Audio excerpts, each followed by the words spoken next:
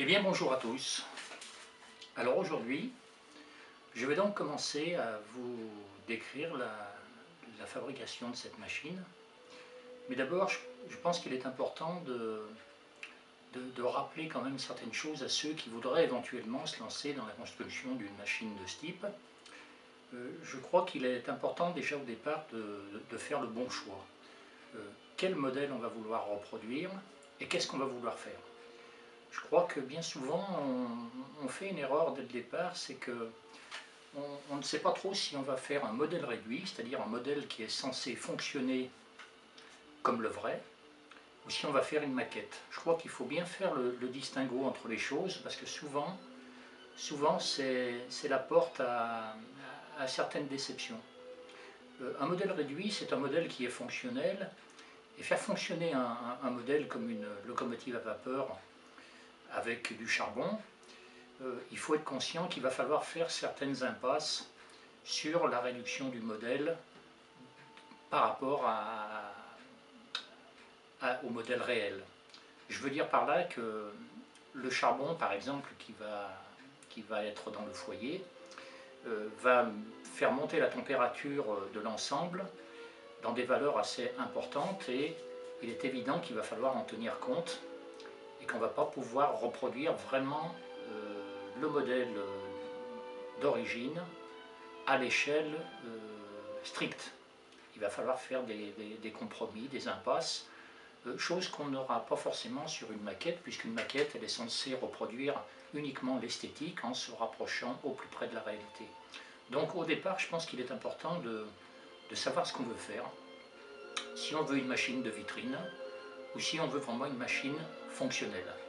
Ça, je crois que c'est le point vraiment essentiel avant de commencer son chantier.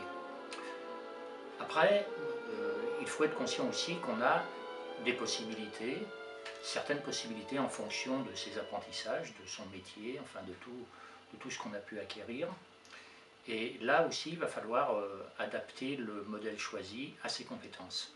Ça aussi, c'est important parce que il est vrai que des fois, on est un peu emballé en voyant dans les démonstrations des superbes machines, mais attention, pour arriver à faire certaines machines, ça demande quand même un minimum d'expérience. Et si on n'a pas une formation solide déjà à la base de mécanique, on a quand même assez peu de chances d'arriver au bout de ce chantier. Alors, je dis ça parce que j'ai souvent été frappé de voir des gens, parce que sur Internet, c'est vrai que maintenant on voit beaucoup de choses, et beaucoup d'amateurs se sont lancés dans des chantiers assez titanesques, et malheureusement, très vite, ils s'orientent uniquement sur la représentation, sur des petits détails qui sont certes intéressants, mais qui vont les détourner en fait du but principal quand on veut faire un modèle réduit qui est quand même le fonctionnement.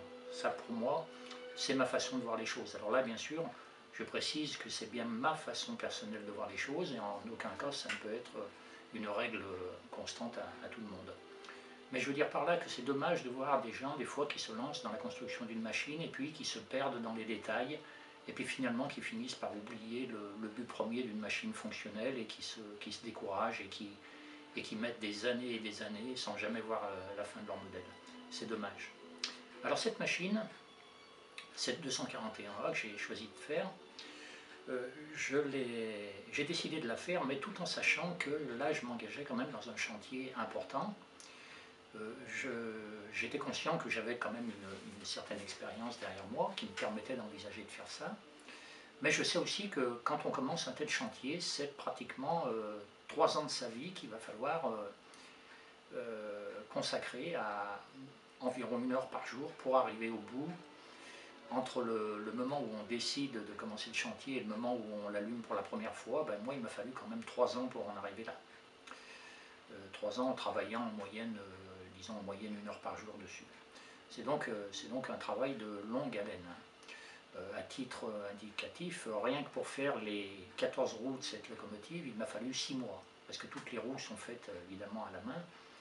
Et rien que ça, c'est un travail quand même assez colossal et il faut quand même avoir une certaine constance pour mener ce travail à bien. Voilà, je voulais quand même rappeler ça, c'est important parce que On peut rêver, on a le droit de rêver, mais il faut faire attention aux rêves parfois inaccessibles. Si on met la barre trop haut, eh bien on peut aller vers des désillusions qui vous découragent, qui vous démoralisent, et c'est vraiment dommage parce que parfois,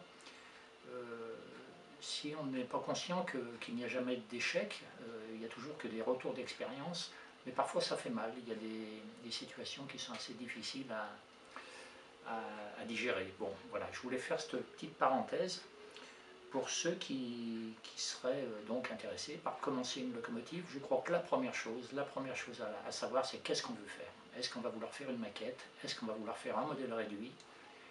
Et ça, c'est le choix déjà primordial au départ. Voilà dans un premier temps ce que je voulais vous dire. Et maintenant, on va donc parler de cette 241 A.